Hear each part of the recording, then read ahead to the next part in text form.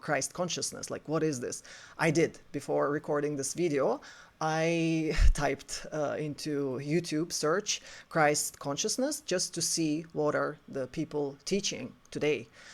And I was surprised that majority of my generation is still teaching that old narrative, still teaching that Christ consciousness, explaining Christ consciousness by opposing it to Luciferic consciousness, saying that this one is good and this one is bad. That's basically what we've been taught since childhood. Be good girl, don't be bad girl. This is good, this is bad. And whenever we get into that separation, into that like trying to oppose one to another, we're setting ourselves for trouble, because who is going to decide what is good, what is bad?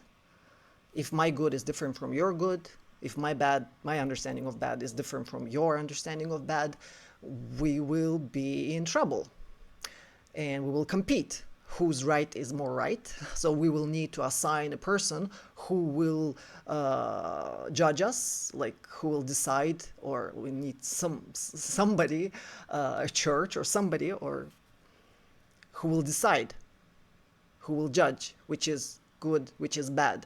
And whenever there is judgment involved, there must be separation. And whenever there is separation into good and bad, there will be opinions. There will be my egoic understanding of good and bad and your egoic understanding. And we will compete and clash until one of us wins. So, the purpose of this video is to help you, like set you free from that narrative and give you a little bit wider understanding. So, that repeating story all throughout those myths, why it's repeating exactly the same scenario so many times. Why? Was it a real story? Or were our ancestors trying to say something, like trying to send us some message through those myths? And if they are sending us a message, what is that message? What are they trying to say through that story, through that myth? Well, in order to understand that, let's try to imagine ourselves being the first people on Earth. It's the empty planet. I mean, empty of people, yet life is going on, but we're here. This first moment of self-awareness that we are here, and imagine there's a group of us and we suddenly realize we're here. What are we doing here? What is this place? What is this? Why are we here? What are we? Why are we here? That first spark of self-awareness, and we realize that we are in a very, very strange place. And what is this? What is this reality? What is this world? What is this planet? What is happening? And that first level of like we look probably maybe like humans, but we're still in that animal consciousness in a way. In that first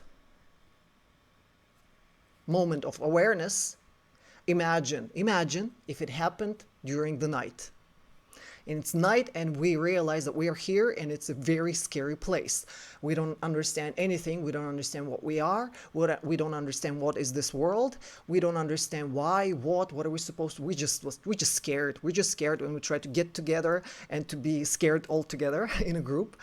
And we're scared sitting in that dark place, not understanding where are we. Imagine us sitting in that fear all through the night. And then imagine the moment when sun appears on horizon.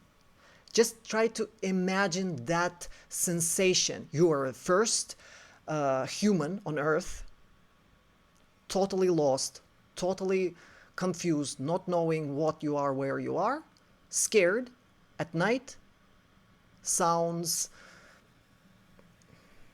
and you see that first sunlight appearing.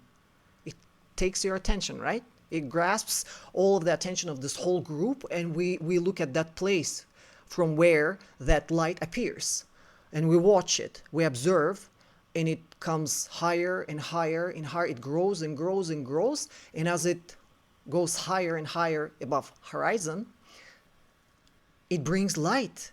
It brings light and it brings warmth, and we start to notice that the world around us is not actually that bad, it's not that scary, it's not dark actually, it's not all black, it's colorful. There are plants, there are trees, there are things, and the sky is beautiful, it's blue, and there are colors and there are things, and wow, it's a beautiful place. And that thing on horizon, that shining object, it keeps going higher and higher, and when it shines at the very peak of its movement, we feel so much excitement, so much exhilaration, so much hope and happiness that yeah, we're not in trouble, we're not doomed, we're fine, we're gonna be happy, this is a good place, this is a good place, look at that tree, look at that. And we go around, we pick some fruits and we try, wow, it tastes good, it looks good, it smells good, this is an interesting place where we are, wow, this thing is giving us light and hope, and all these emotions start appearing in you. Imagine you're a primitive human and you experience for the first time all those emotions: hope, happiness, excitement about the light, about the warmth, about the day, about the colors, about the beauty, about the taste, about like looking at each other, noticing that people around you are, wow, they're not that bad, some of them especially. And all of that, imagine all that energy starts moving in you, emotions, and you feel excited about life, about this day, and you go around, you do things, you enjoy, you play all together, and it's a wonderful day. And then you notice somehow this shiny, beautiful thing that gave you all this light and warmth and happiness, it starts going down. And as it's descending, you notice that it's slowly getting less warm, and it's getting less bright, darker and darker and colder. And you start feeling like, what's happening? What's happening? This beautiful thing came out and gave us hope and happiness and all that, and now it's going away again. Are we going back to that night, to that darkness, to that cold, scary world where we were yesterday? Like, are we going back to that? Is it never gonna repeat? That happiness, is it over? Is he leaving us? That bright God, like we're looking at it. Imagine, we don't understand what it is. It's just like amazing, beautiful source of life and light and everything. Like we consider it God, right? At that level. And it's leaving us. He's leaving us. He was here only for one day and he's not going to stay.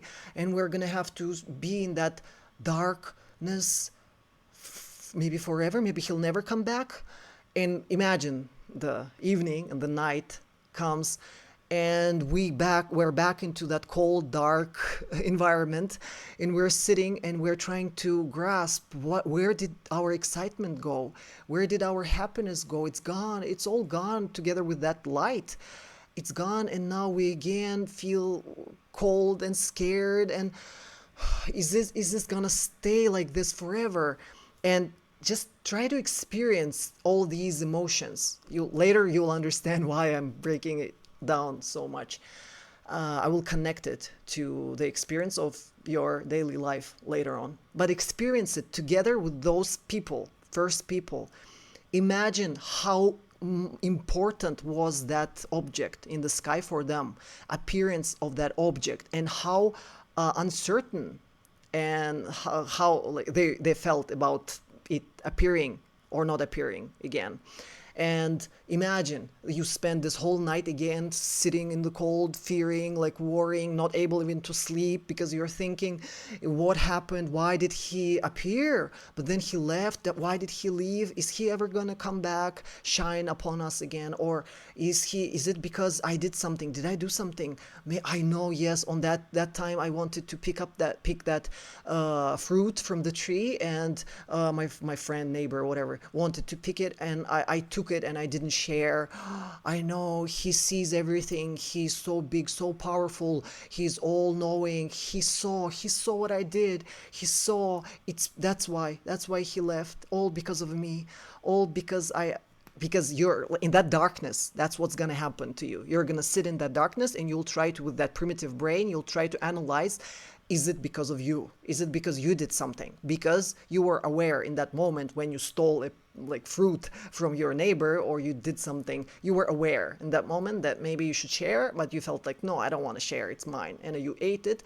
And then this whole night you think, just for that one fruit, this thing, that God is gonna punish all of us because I am a bad person. I'm so bad.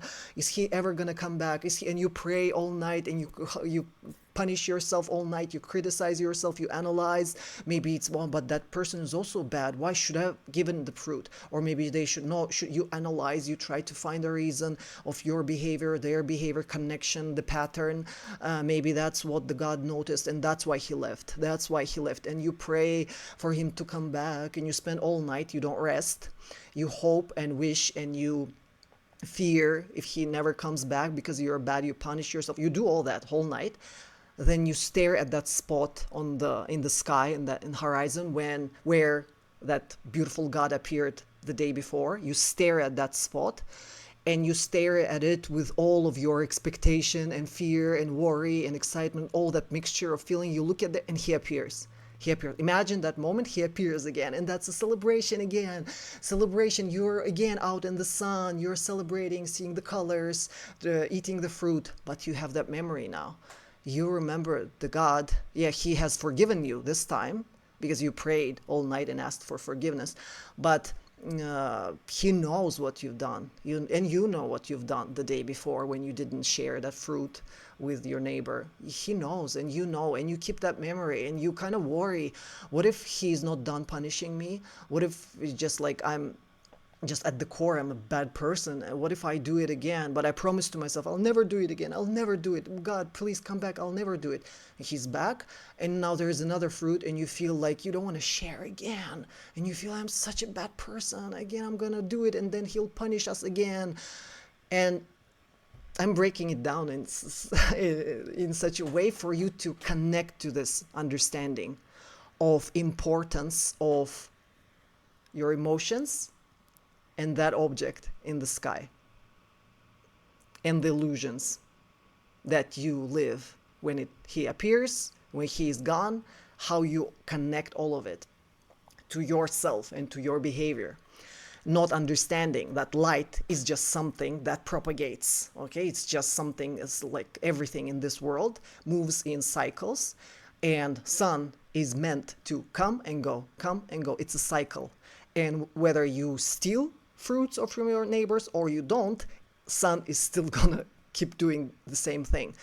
That's why I'm breaking this story, so that you experience the connection of how that primitive person at the very beginning of human history felt, and how you feel today when your first, like, I don't know, your love story begins. At the beginning of your first love, maybe you felt, oh my God, that all that excitement, happiness for the first day, week, I don't know, month. You feel all that beautiful day, shiny, bright, happiness, happiness, happiness. And then one morning you wake up and you realize that that energy started going down.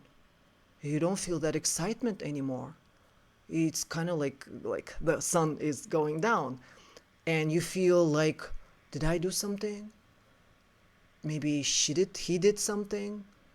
And you try to find a reason why you just don't feel that excitement anymore. You felt it when the sun was shining, and then somehow you stop feeling it. Understand, like how you experience all the same pattern in everything you do in your business. You start a business, you're excited, then you lose money, you feel sad.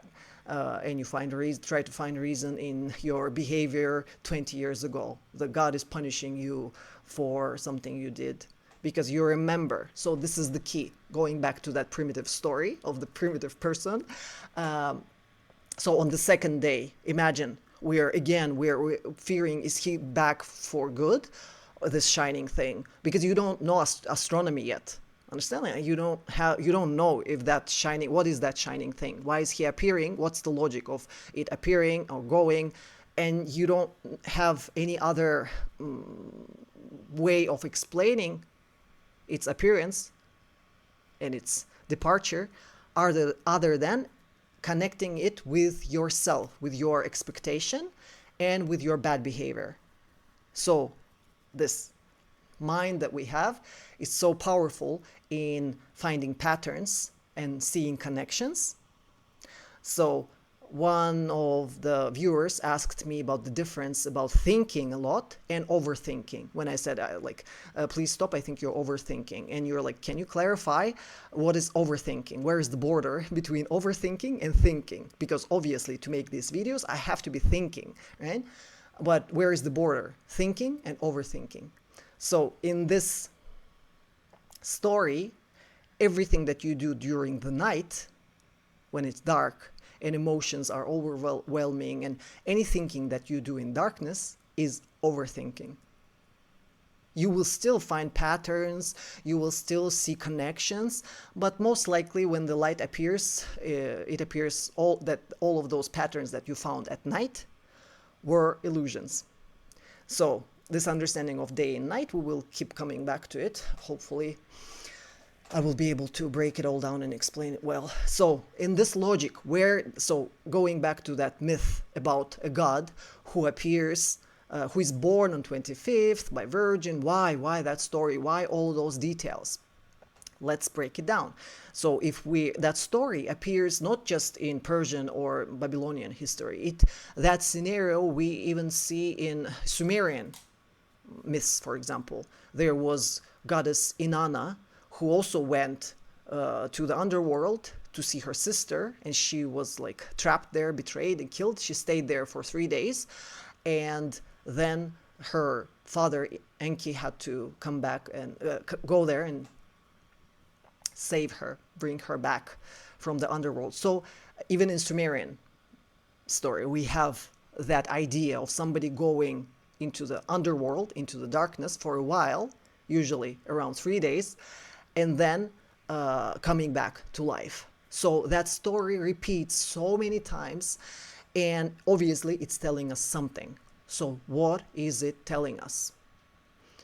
If those primitive people were observing the sky every night, waiting for that magical thing to appear again, and they never knew, will it come back again? Or they didn't know what it is. And obviously they decided it's probably something magical, it's God probably, and it probably has some consciousness by which it decides to come or not to come to us. So if we behave well, he's more likely to come. If we behave badly, he might get angry and leave us. Get that logic, right? And where does that understanding of good and bad comes? Because when he's gone, you have no explanation for why he left. So you try to analyze, what did I do before this? What did I do? I did that, I said that. You do the same thing when your girlfriend leaves you or your boyfriend leaves you. You do this, you try to understand, was it my last word or did I say that? Is that why? You try to find reason, logic, and the reason for this sun shining object, your love or your business or your money or whatever, that shining wonderful object in your life that you had, for it to leave you, you try to find a reason in something that you've done right before it left. The same logic was those primitive people were following every night, again sitting in that dark space again, not knowing, is he coming back, is he not? And now every night the memory of whatever you've done during the day, you probably do a lot of things. On the first day, you just stole a fruit from the neighbor. On the second day, you, I don't know, did something else. Every day, you do a lot of things. And among a lot of different things that you do, there will be at least one or two kind of faulty, kind of unclear things about which you will be uncertain. Was it okay or was it bad? Did I do something bad? So with time, with every next day, the more you are active, the more days you spend in the active sun, the more activity, the more mistakes you can possibly assemble. So every next night, your brain grows heavier and heavier because you have more and more memories to analyze that behavior, maybe that action, maybe that action, maybe that. So you get overloaded. You get more and more and more information to analyze during the night. Of all the bad things that you possibly have done, you need to analyze and find connections and explain to yourself your behavior of other people, and so on. So you have so much work at night now to analyze the possible reasons why this shiny thing will never come back to you, maybe because you're such a bad thing.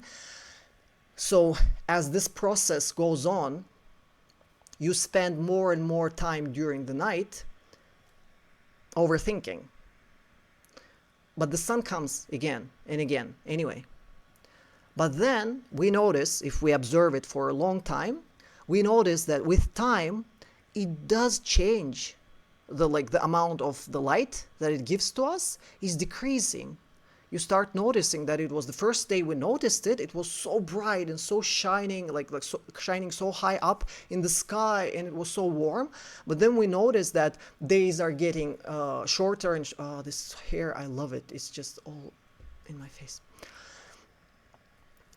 Days are getting shorter and shorter, and the nights are getting longer and longer, and the sun is not going as high up anymore. He's just rising just above the horizon and standing for a while, shining some cold light to us, and then leaving, even next day even lower, then leaving. And as you notice that days are getting shorter, nights are getting longer, you have more and more time to think in darkness and overthink, and you do come to a conclusion that this God is leaving us. He's leaving us. We're bad people. Look at him. Like at first he was bright, and then it's obvious he's leaving. Look, lower and lower and lower to the horizon, and there will come one day where he will not even appear from above that horizon. We stare at that point where he appears, and there comes one day in a year where he just shows up for just a short while, just above the horizon. He shows his face for a short bit. It's the shortest day in a year and the longest night. He shows his face, shines few rays of cold light, and leaves. And we're pretty sure, done, we're done. He's not gonna come back ever. It's over. We're such bad people. We've gathered so many sins throughout this whole period, each one of us in our heads, all the stolen apples, all the stolen fruit, whatever we've done throughout, we analyze, we're such bad people, we need to punish ourselves. He's leaving us, obviously. He'll never forgive us. He'll never forget our sins. He will never return to us. We need to do something. Let's do something. Let's punish ourselves. We start punishing ourselves. Like, how else let's do some sacrifice. Let's give everything we have to that God to please him, so that he stays, because obviously he's just above the horizon. And we were in total panic. The next day we see he's still just there, in that there are 3 days in a year, right before the 25th, where the sun just stays at that lowest point above the horizon, the shortest days in the year. The sun rises just above the horizon, stands there, and leaves. For 3 days he's doing that. And those 3 days we experience the maximum level of panic, thinking just he's thinking, he's just deciding to leave or not to leave. Is he gonna leave? Let's do something, let's sacrifice, let's punish ourselves, let's sacrifice somebody, let's kill somebody, let's cut some hearts out, give to him, maybe he'll forgive us. Maybe let's give him everything we have, all the best fruits, all the best, I don't know, animals, whatever. Give to him just to please him. Pray that he stays, and we do everything we can. We punish ourselves, we kill few virgins, cut some hearts out, we send all the best fruits and everything to him, and we wait, we hope on that third day of its stable positioning above the horizon, we notice that a light, like one shining star, appears right at that spot where we're looking, where we're expecting him to appear or not appear. Sirius, that bright star appears in the morning sky, and we see maybe it's a sign, and then we notice 3 other stars in the Orion belt line up with that one star, and they seem to uh, make some kind of like a arrow pointing to that spot at which we're staring, we're looking, from which the sun will appear or not. And we consider this a sign. Sirius and these 3 stars, those 3 stars in Orion belt, had always been called 3 kings.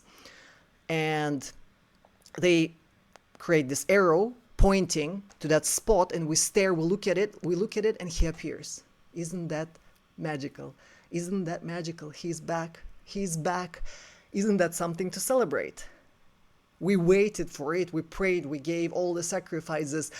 And regardless of all our sins, he has forgiven us. He's back. And from that day, 25th of December, the sun starts rising by 1 degree every day. And he's back. He's back. Hope is back. Happiness is back. Faith, light, life. He's back, and the days start growing again, and the nights get shorter, and that whole story. I'm sorry if I've broken your illusion about the story of Jesus Christ by telling this story, by breaking it down this way. But hopefully you will be able to look through that myth and see the meaning. The meaning is basically telling us everything is a cycle. Everything. Even the most amazing person that you have ever imagined will die. But don't worry, he will be born again. That idea, everything that's beautiful is gonna end. Even the most beautiful thing must end, and that's normal, and that's natural. It will end, it will be absent for a while, and then it will be back. So when they tell us to have faith, to believe, we're like, what should I have faith in? To like believe in story of Jesus Christ? What should I believe in? So this is the thing that we're supposed to learn to have faith into and believe. Everything will continue. And the moment, that darkest moment where it seems to you as if it's over, everything is over, no hope, I'm so bad, it's because I'm bad, I've stolen that fruit, I've done this, I've done that, thinking, overthinking, and unable to just forgive yourself for things you've done like 20 years ago, still carrying that stuff in your mind. So this story and this myth passed through us by our ancestors is telling us, release that memory, release, it's false, your logic, your conclusions that all the beautiful things in your life, including light and love and happiness and money, is leaving because you are unworthy of it anymore, because you've done something wrong, you've made a mistake. Release those thoughts, release them. They're illusions, they're all illusory, they're all your overthinking, they're all result of you not knowing this rhythmical nature, not using it properly. Because if you would be using it properly, you would not suffer as much. But because our ancestors knew we will not follow the logic properly, we will still criticize ourselves and analyze, they knew we will do that, so they created this narrative, this story, by this example to tell us that it's okay, yeah, you've done some mistakes, it's okay, we all people are sinners, right? We all make mistakes during the day, during our activity, we will make something that we might later regret. But that's just normal, just natural. And they create like that moment when you start analyzing and start criticizing and worrying about those memories. Oh, I've done that wrong in that relationship, I've done that wrong, or in that project I've already done it, can never be, or in my family relationships, or in whatever work, I've done something wrong, and you remember that fact that you've done it, and you cannot release it for years and years, and you do all kind of therapy and stuff, you still cannot release it. So this logic is telling us, just let it go, just let it go.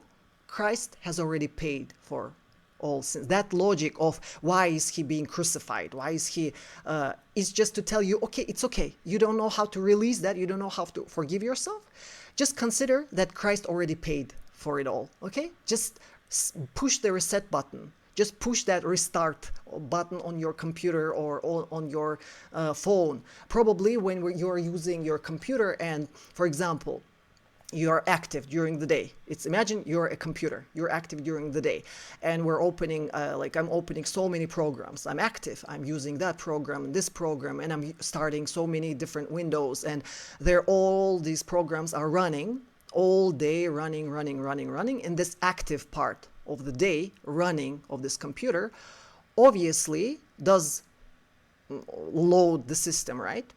So when I'm done working for today, I switch the computer off. I do not analyze before I restart the computer. I do not analyze maybe which program overloaded. Why is my computer tired? Is it this program because I opened that program and then this program? What was the logic why my computer is tired of working all day? Is it because I open programs in this sequence? Should I you don't analyze that. You just push the restart button, right? You don't analyze, just push the restart button. That's this whole idea of this legend or myth or story, is just to tell you that. Just push the restart button. Just trust that sun will be back again, that all the beautiful days are possible. They are possible, they are natural to you. You are that, like, you're supposed to enjoy that light during the day, every day again, and it's normal if you make some mistakes while you're enjoying light. You can overdo it a little, but that's just normal. If you don't sit in the darkness the next day and fear for punishment from the God, because he knows your mistakes, he will not come again. If you don't sit doing that during the night, instead, if you just let it go and you sleep, you rest well during the night, then next day you're fresh and you're full of energy and you enjoy the next day again. If you really enjoy the next day to the fullest, then even if you make some mistakes, but you really enjoy, you really do the things you love, you really do the stuff you love, you really enjoy, you get so tired by the end of the day that when the night comes, you naturally fall asleep. Understand? It's built into your system. This reset button is sleep. You just get so tired of active, of daily activity, that when the night comes, you also fall asleep. The sun goes to sleep and you go to sleep as well. Get that logic. If you're really active during the day, when the day is over, you will naturally fall asleep. And during the sleep at night, while you're resting, your system is resetting naturally. It's just naturally resetting. The soul is just leaving the body, and this whole work is done naturally. But when you are not fully active to your full capacity during the day, you have so much energy unused during the day, so when the day is over, you're not done, you're still thinking. You're not tired, you're still thinking, and because of that thinking, you cannot sleep, you cannot rest properly, where you, like, the sleep does not work as a reset, so the soul cannot leave the body and rest. Like this whole thing cannot rest properly because like this, like you're still thinking during the night, you're at sleep, you're still analyzing, non-stop thinking.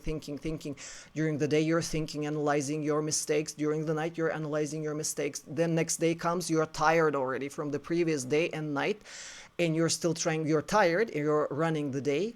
Of course you will not be very efficient. So the next day you will be even less efficient, then you'll think even more, and so it builds. So this whole idea is to learn to use your active energy during the day, not analyze, enjoy. Then when it's time to rest, you rest. Why is this so hard for us to do? Is because we have this idea thinking that we do have to take responsibility of the actions we've done during the day, because we have to be good people. Somebody told us there are bad people and they're good. So you're always stuck in this logic of like judging. You're always, was that behavior good or bad? Did I do that? Is it good or bad? Am I good or bad? Is he good or bad? You're always constantly trying to judge who is good, who is bad. And that is a trap, because if you keep judging during the night while you're supposed to be sleeping, you will never ever reach your maximum potential, because you'll just be tired your whole life, constantly trying to find logic in your behaviors, their behaviors, and trying to punish yourself for something you've done 20 years ago, afraid to start new relationships because you're afraid that new relationship is going to be like the old one, and you felt disappointed at some point. Oh no, that girl left me at that point, and your friends are pushing you, come on, that happened 20 years ago, go out in the day, it's a new day already, go outside, live like new life, new relationship.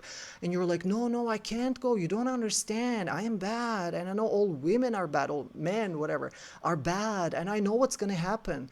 And if your friends are saying, come on, but you don't know what's going to happen, just go out and try, and you're like, no, you don't understand, I know what's going to happen, I know I am so bad, and people that I'm attracted to are usually bad as well, and last time this and this and this happened, and they will do this, and you analyze.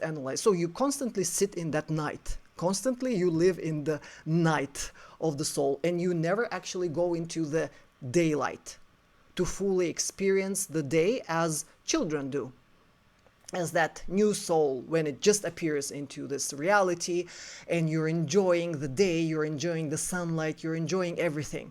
So that is the symbology. That is I prepared some cards for you because you've been asking me for some tarot, and this card is probably you're probably familiar with this card. It's Sun from the major arcana. This logic of this card, of this arcana specifically, is to, like, it's bringing that specific message. A child, the sunlight, is to, like, this is the logic of connection to Christ consciousness. I'll get into that in other videos because I don't want this to be 5-hour long video, but what we will probably discuss first from out of all the arcanas is this one, the major arcana called Moon. So this is the arcana, and this is the concept that majority of the people are really struggling with, because like you're living in the night. Yeah, like you're supposed to be, by design, you're supposed to live in the day, but you're incapable of enjoying the light and day in this manner, which is described in encrypted in symbols of this card. So you live in this constant, scary, dark night where there are wolves and dogs and dark road going somewhere, and this understanding of what is the consciousness of moon, what is consciousness of sun. I guess I'll explain, I'll have to make a separate video just about that. But here we will, I think I will close it off by giving this understanding that this is basically, these two cards are telling us in the encoded manner, trying to give us the same message about these two fields interacting, as I was mentioning, the electrical and the magnetic. So this is the electrical and this is the magnetic. Moon, magnetic, sun, electrical. So masculine, feminine. We have these two fields interacting constantly, and the light is something that travels because these two are interacting. So these two impulses are the masculine and feminine impulse within you, and the electrical and magnetic impulses within you. And the Christ consciousness is when these two impulses are assembled into one. And you can do it only by full and complete understanding of both electricity and magnetism. You have to understand what each of them is and how is it showing, how is it playing out in your body, in your life, in every event around you, in everything that surrounds you in this reality. The same logic plays over and over because everything here is light. In order for light to exist, it needs to propagate. In order for it to propagate, we need interaction of two fields. So there will always be change between day and night, electrical, magnetic, masculine, feminine. And how do we use it in embodying Christ consciousness? How do we do it technically? I suggest that we start by understanding the physics of electromagnetic just let's consider that I am an electromagnet.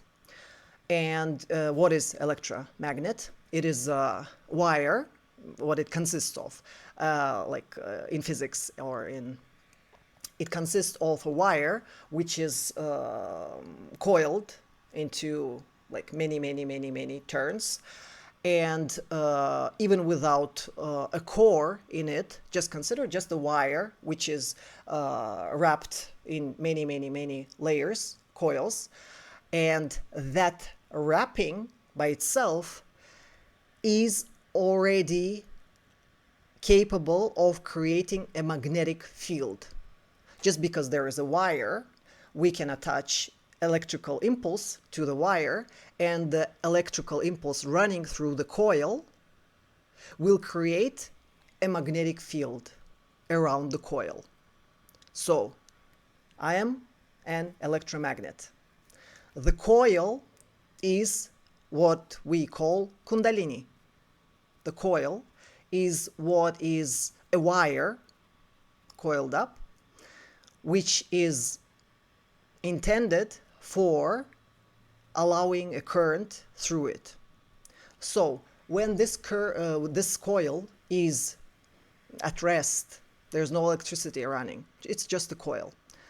It's not actually magnetic when there's no electricity connected to it. It's just a coil.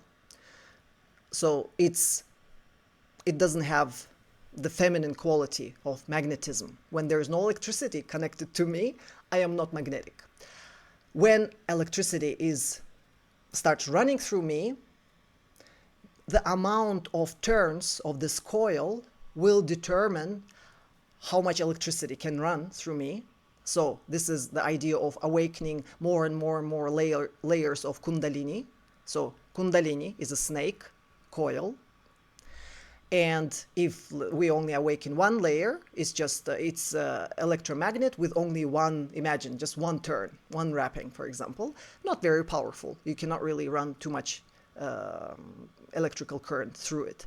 But the more turns we have, the more layers of Kundalini you have awakened, the more electricity you can allow to run through you. And the more electricity runs through me, if I'm a coil, the bigger will be the magnetic field created by this electricity running through me. So electricity running is the masculine principle. Electricity is the sun running through me. Electricity. It's active energy running through the coil. But the fact that it's running makes the coil magnetic, feminine, masculine. Hopefully one day I'll be able to explain it to you fully. So now imagine my power will be determined by the amount of turns of this coil. And now imagine if we take this coil just by itself, it would be the me being feminine. But if I awaken my inner masculine as well, my masculine energy, it would be like inserting a core, a magnetic core, inside that coil. So electromagnet is a coil wrapped around a magnet, a magnetic, whatever, usually some metal like iron or...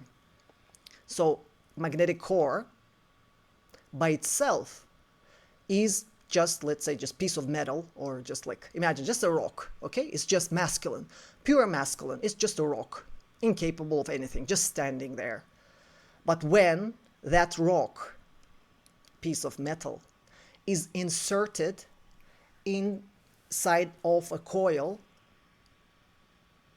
if just inserted, if there is no electricity running, nothing is going to happen. But as soon, like if we insert magnetic core into a coil through which electricity is running, the magnetic field will be amplified by like tens of hundreds of times, like thousands possibly times, depending on the material of which the core is made. So this is a little bit like intro into understanding of feminine and masculine principle in you, because people get really confused into that, who is feminine, what is in me, which actions, what is the representation of the feminine principle in me, what is the masculine. So I'm trying to break that down into this simple understanding. The active part, when the energy is running, the action of running, the activity, sun is doing something, it's giving the electricity. So that impulse that it's giving is masculine in nature. But the moment that when it runs through the coil becomes magnetic. So that logic, the why for majority of people it's so hard to understand, like, so is this masculine, which action is masculine, why? Because they're all like, there's so many layers to it, to understanding. The core by itself, when it's at rest, it is masculine. The core, it's the core, the stability in me, it's masculine principle in me. I'm so stable, so strong, and made of really good metal. Like I really can be really strong inside. That core is the masculine principle in me. But when the electricity runs through this core becomes very magnetic. It becomes magnetic. And because like the stronger the core is, the bigger, the thicker the core is, the greater will be the magnetic field that it's going to create. But in order for it to create a big magnetic field, I also need to have a very many layers of Kundalini awakened already in me. And that is the Kundalini being the feminine principle, the one that is the snake, or all those ways we have to explain. That would be the active part. The dancing part would be Shiva and Shakti. So one is just stable point of nothingness, and Shakti dancing around it, turning around it. That same idea of the center point, nothingness, and the circle around it. So it would be this idea of Christ consciousness is ability to push the zero button, push the reset button. It is the central button. Christ consciousness is when you just allow yourself to just die for a bit. Just go all into that 0 point of like nothingness, which allows you to fully embody the magnetic core itself. Magnetic core is by itself, when it's at peace, it's absolutely passive. It's not running, doing things. It's just a rock. It's just there. You can crucify it, you can do anything to it, you can kill it, you can do, it's just a rock. It doesn't care. So this ability to just become a rock for a bit, become nothing, become zero, and know that when you become zero, it actually allows like you, if you grow as a zero, like you spend more time in that zero position, in that Christ consciousness, in nothingness, in death, in that zero-ness. If you spend more time in that, you as your core, your magnetic core, gets stronger and more amplified. And then the next time Shakti starts dancing around you, so your Kundalini gets some electrical charge attached to it, this whole magnetic field that you will create together is going to be greater and greater every time. So Christ consciousness is ability to go to that zero point, to become nothing, to die for a bit.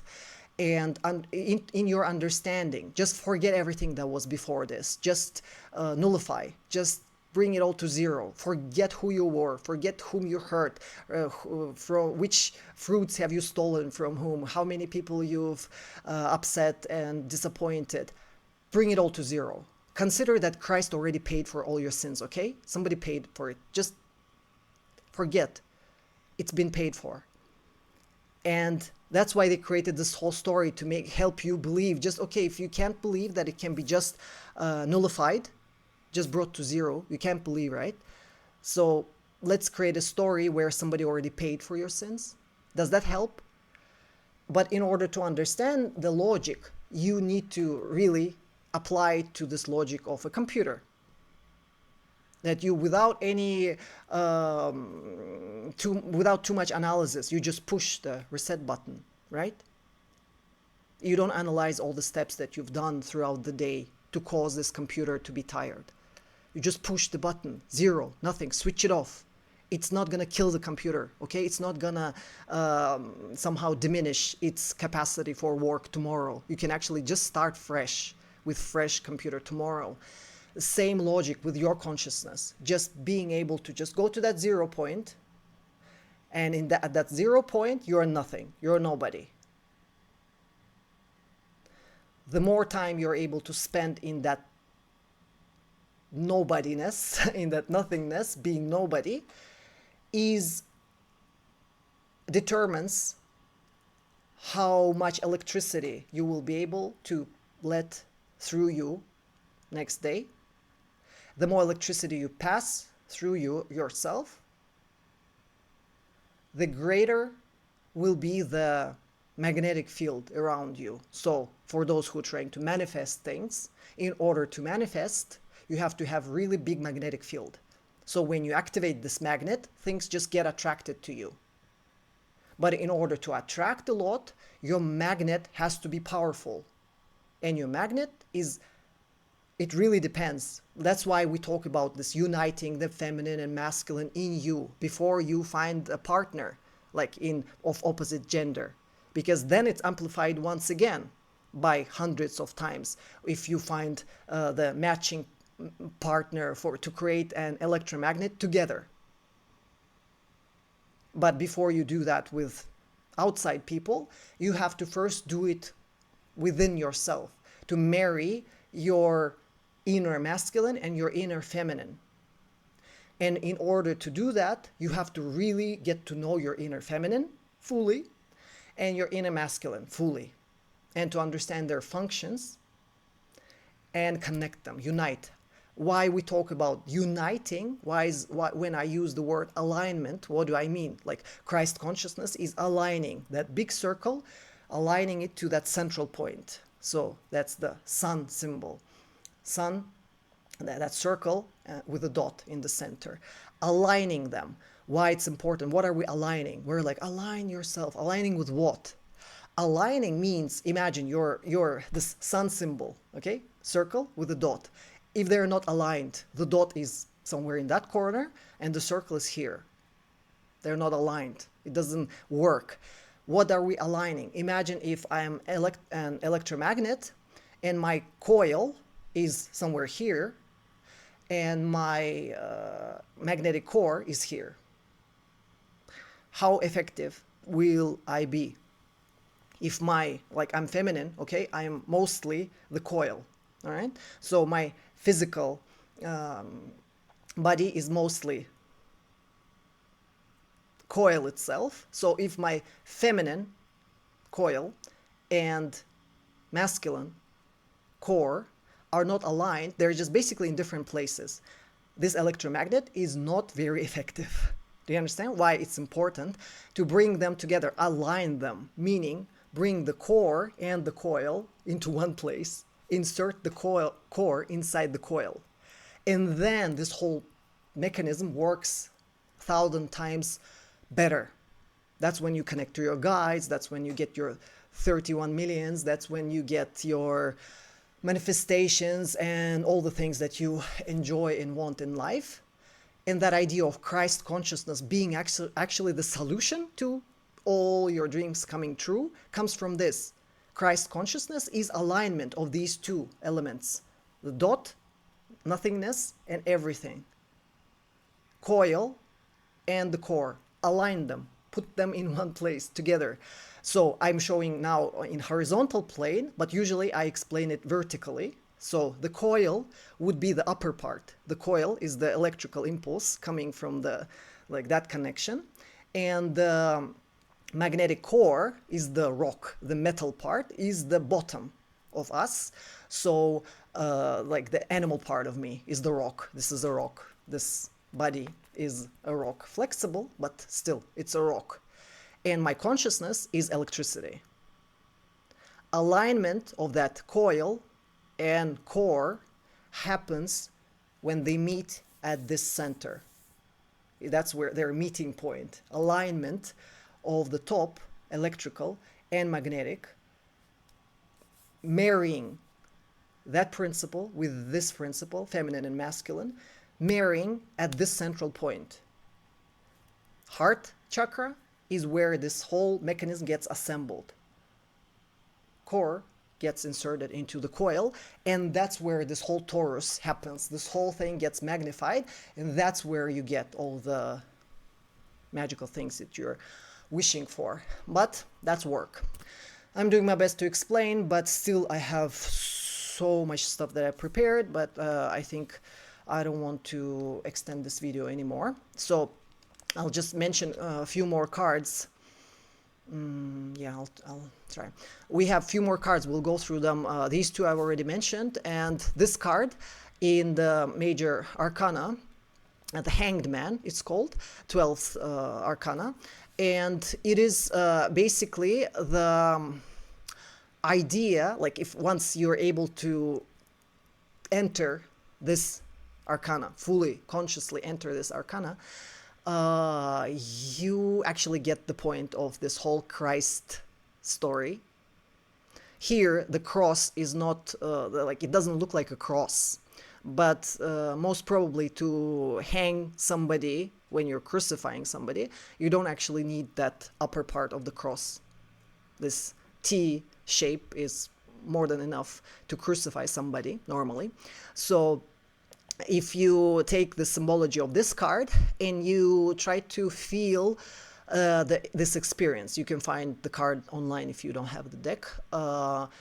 This idea that a man is being hanged upside down, and it looks like that he's not really suffering much, as if he was hanged by his own will. He's absolutely fine with it. He's hanging. His face expression, he doesn't look like he's suffering, and we notice that his head is shining. So in this hanging position, kind of like all blood is coming down to the head. So in order to get a realization or get to connection with your guides or get some idea, inspiration or something, there's this ability to embody this state. This is a state when you are just hanging. Nothing is happening. You can't really do much when you're hanging upside down with one leg being tied up. you can't really do much, and majority of people is just unable to survive this kind of like, it's like you can't just be still. Just be still. And yeah, chill. People say chill, just chill. But the majority of people whom I've heard saying this word, chill, they can't actually do it. They can't actually enter this arcana, because the people that I hear saying chill, just take it easy. This is ability to chill. Those 3 days that the sun was gone, or 3 days that every one of these gods, including Christ, was dead for 3 days. Being dead for 3 days, meaning being unable to be active in those 3 days. So this is the idea of being crucified for 3 days at least, doing nothing, not trying to affect any process, not taking any action at all, just surrendering to the natural processes, whatever is happening, whatever, like nothing depends on you. Surrender at least for 3 days. That idea in the myths is also expressed in this card.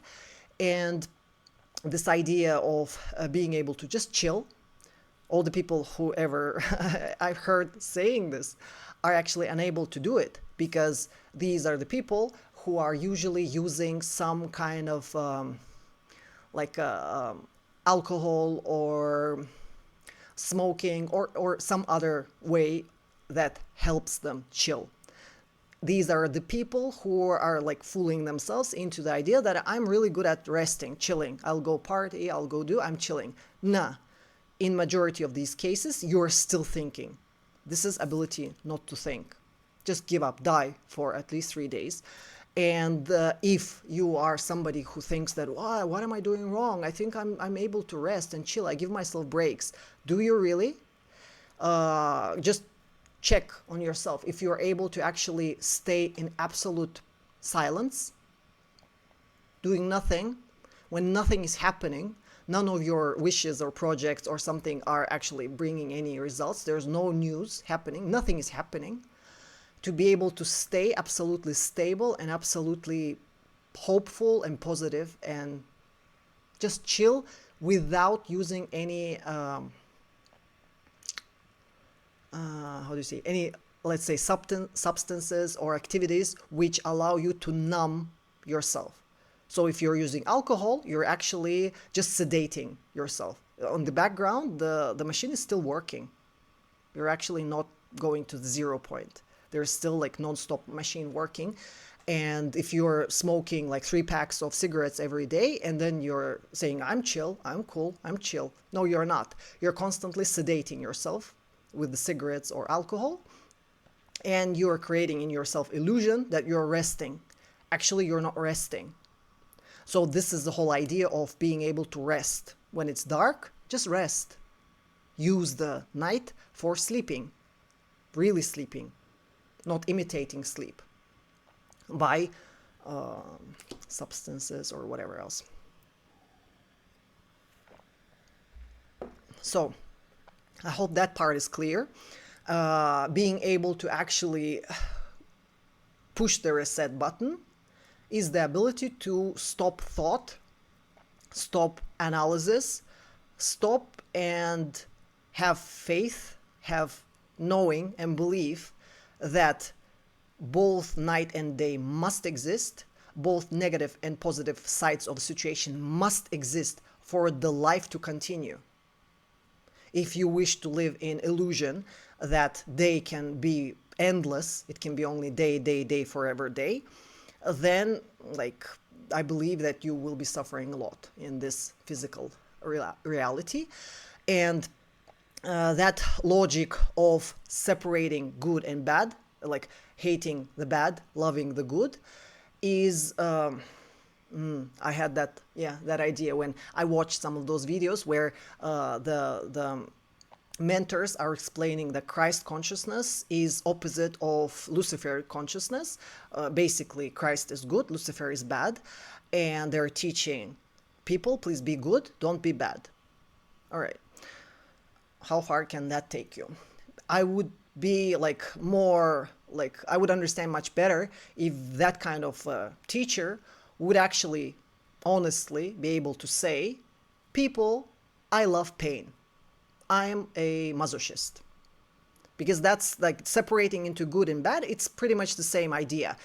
Someone asked me about masochists, and also many times I get those questions. So this idea of being a masochist is actually your subconscious attempt to reach the Christ consciousness, because we do all have that knowledge back in somewhere written that actually going to zero helps. We all have that knowing somewhere there written. We know that because we use that in between lifetimes. We go to zero, we die, and we start over as if we've never lived again before, and we do it again and again. And so we do have that coding. We know that being a victim, dying, sacrificing yourself is kind of like a cheat code.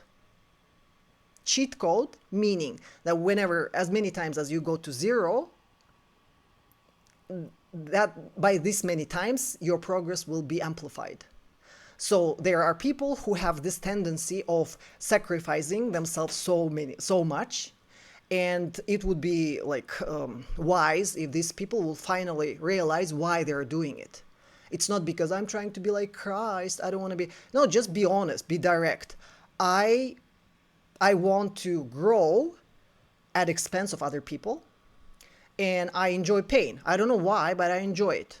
I'm a masochist, you can say. And so I find situations where like I interact with people who can potentially hurt me, who can potentially give me pain. I take as much pain as I can. Then they can't hurt me anymore. They leave.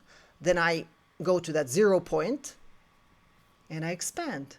Wow, that feels good. So I go again looking for more bad people who can hurt me. And when they hurt me, they're like, maybe they're enjoying hurting me. I don't care why they do it. But I know this process, that through this process, I expand much faster and much easier. And also I can pretend like I'm Jesus, almost like Jesus. Look, Jesus was crucified and I'm a victim. I think I'm like almost like Jesus. That also helps my ego to grow, because like I'm helping all these people. They're using me, they're abusing me. I'm such a victim of life. I'm sacrificing myself for everyone. No one is like me. It's just me and Jesus, just two of us. And that is the highest level of ego that you can possibly have. But that is not good or bad. It's just mechanism. You can use it, just use it consciously. If you are a masochist, announce it. I'm a masochist. I love pain. I go around searching for pain, and I grow through that experience. And you can keep doing it until you get that awareness that you are using it as a tool for expansion. You choose to be victim because it's cheap way to expand, easy way to expand. You throw all responsibility to those bad people, and you can be good always. And feeling good about yourself allows you to rest. You rest. When you rest, you grow. So that it's a cheat code for expansion. Also, I mentioned self-sabotage being a cheat code. It has the same root. Because what you do when you self-sabotage, you start, for example, you start some project or, I don't know, relationship or whatever. You start it, you go a few steps, you progress a bit, and then you run to the 0 point. So why you do it? Some of you asked me to explain this. You do it because deep inside, subconsciously, you have that knowing of this 0 point being very effective. Like going to the 0 point being a very effective way for expansion. So keep doing it. Just stop criticizing yourself for it. Just say I'm lazy, or I'm like, just being lazy is actually a skill. If you can actually be lazy like professionally, really, I love being lazy. I enjoy it. I turn it into a profession. I'm really good at it. Remove judgment from there. Just know that when I'm lazy, I'm always in that 0 point. I actually expand magnetically more and more. So your self-sabotage is using the same principle. Instead of pushing through obstacles and using electrical energy all the time, waking up every morning, producing that electrical energy again, pushing, you know that's hard. That requires a lot of effort. So you push a little, and then you remember that there is this trick this cheat code that you can just go back to zero, and then you start again easier. You progress actually faster by going often. Just remove judgment from there. Because if you're judging yourself for being lazy or being like self-sabotaging, whatever, or for being victim or being masochist, if you criticize yourself for those things, then like it's not very effective. Just do it consciously. Understand that going to zero is amplifying you every time, and use it like with some kind of like measure. And you're constantly going to that nothingness, using more of your feminine principle, trying to be more magnetic, more magnetic, more magnetic, more magnetic, expecting that more things will come to you without effort, by attraction. You'll be so magnetic, things will just come to you. That's your laziness or victimhood or masochism or self-sabotage. All the same. You just want to get it the easy way. And that's perfectly fine. Just you need to work with the moon to be fine with this. To be fine with I just want to get everything in magnetic way. I'll just sit here, rest, lazy, and everything will just come. You have to really embody the moon, the feminine principle in you.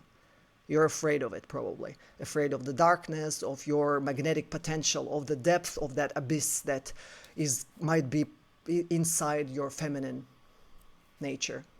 If you have that fear, you'll be afraid of laziness, self-sabotage, blah, blah, blah, blah, blah. I hope some of this reached someone who needed this information.